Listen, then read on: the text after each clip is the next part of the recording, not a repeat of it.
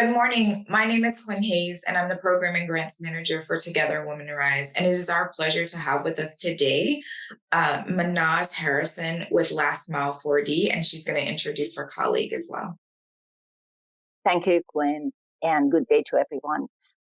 We're grateful for Together Women Rise, and my colleague is Maedeh Hassanzadegan. She's Project and Tech Director, and she's the heartbeat of the organization. Wonderful. Thank you guys for both joining us and sharing with our members your impactful work today. So why don't we get started by first sharing your video, and then we'll begin the discussion thereafter. So Maedeh, if you can share the video, please.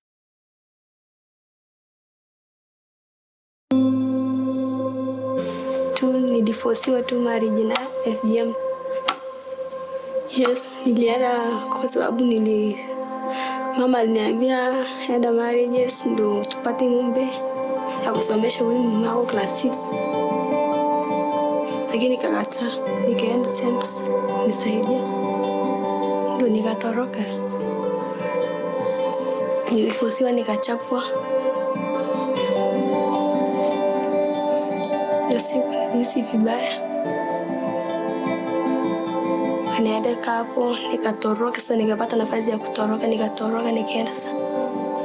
Kwa sababu vile nilitoroka nyumbani nikaenda kuishi msituni. Nilifikiria tamani tu sama afadhali mtoto akufe ndo imana idunia ishi, pia wasikuforce ndo wajue. Kumbe ilikuwa vibaya sana wa kuforce mtu. Kwa nikikuwa huko after hapo nikakumbuka kuna pale ambao wanasave wasichana ni pale pa Last Mile.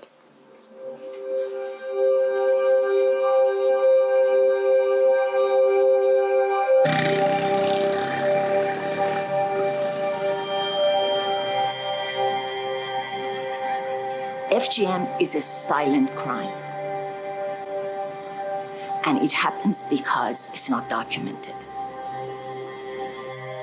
Our mission at Last Mile4D is to reach girls and women in the remote communities and provide them access to information about their health and safety from abuse.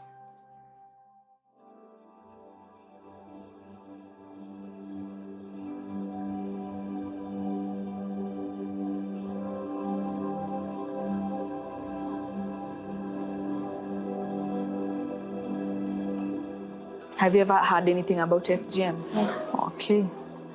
Do you have a sister that have been cut? Yes. If they want to cut you, do you want us to come in and help you? Yes. Okay.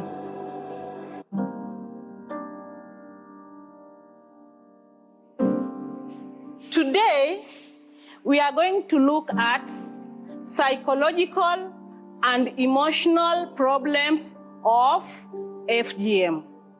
When you are cut, you'll be feeling incomplete.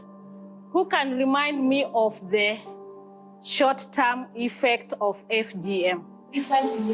Frequent bleeding, yes. Infection. And what can infection cause? Yes. Death. Know that anybody who cuts you will be jailed. Once we go through a series of these modules and they learn about the harms, we interview them again and we see that the numbers have drastically changed. We went from 90% being fearful of undergoing FGM to maybe 3%. And then those 3% become very central in our work. And as we're actually approaching the cutting season, we need to have a safe house ready in case we need to rescue the girls.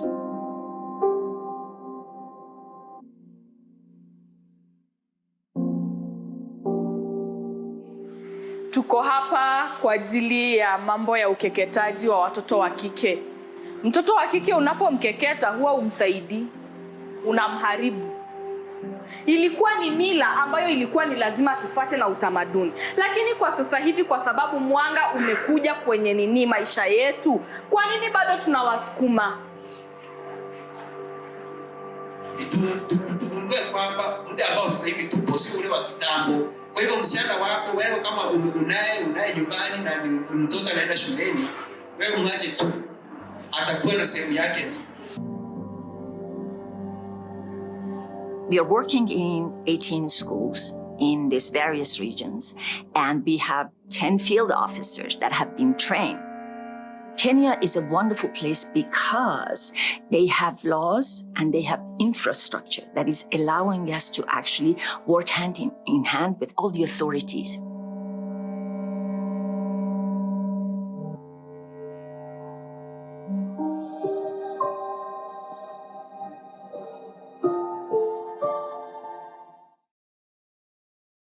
Well, thank you so much for sharing. So let's begin our conversation around the issue that your grant is addressing. And can you share a story or the impact on women and girls that you hope to have by means of your work?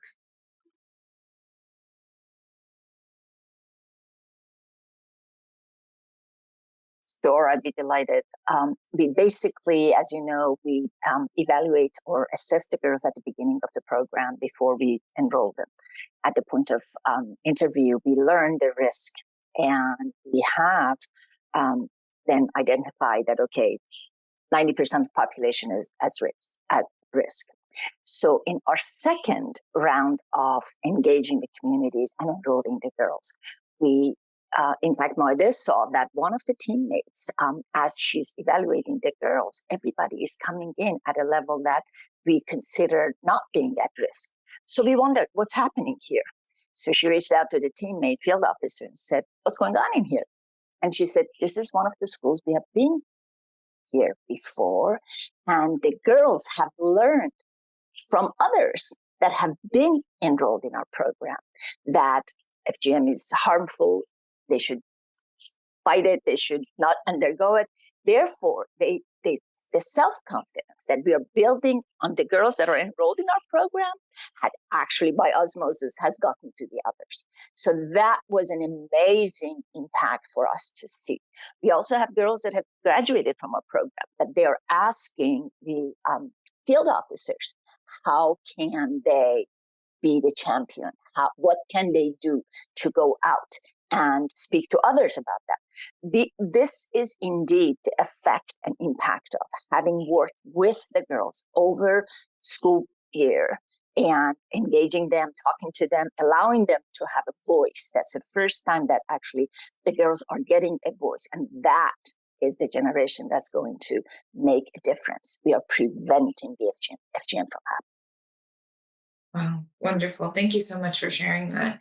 And so tell me, how has the wider community, meaning the women and the girls' families, or even men, responded to your work or this project? Sure. As you saw in the video, we actually have a young man that stands up and tells others that stop, and you should let the girls continue going to school. We enrolled, so we bring the boys. Boys are invited to attend our sessions, as well as men. I mean, we very specifically reach out to men. There are women groups that come in and say, here are the men, invite them to come. So in our bi-monthly community meetings, we have anywhere from 20 to 45% men attending it. So that is because I think you really need to have the entire community involved for changing behavior, for changing attitudes. So this is, although FGM is done by women, to women, there are men that are the keepers of the tradition. And we need to have them engage, and they do. They are engaged in our program at both levels, boys at schools, as well as men in the community meetings. So lastly, what's next for Last Mile? And what are your future plans or organizational aspirations that you'd like to share? Sure.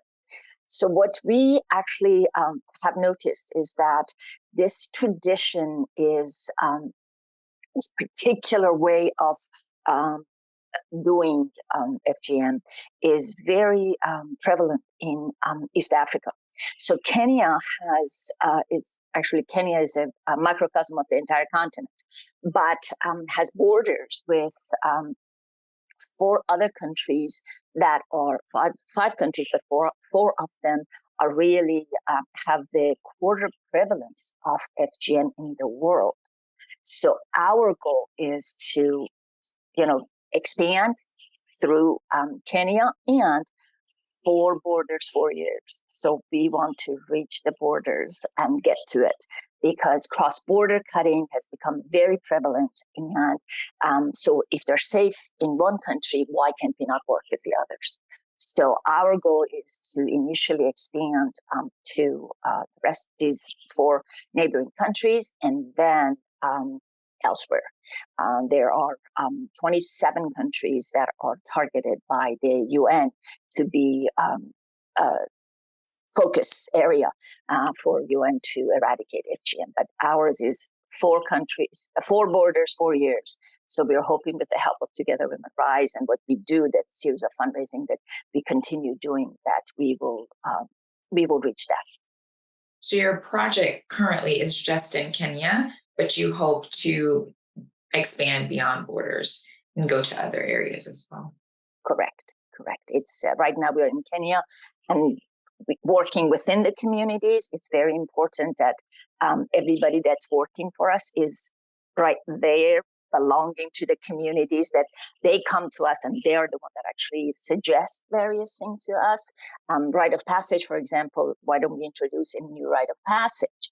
So because FGM is seen as a rite of passage. And so from within the community, so what should we do? And so planting trees in honor of the girls that are not cut became a very important factor. So then we got forestry that is supporting us by providing the seedlings, and you've got community that's stepping in to come in and plant the trees at the end of the program.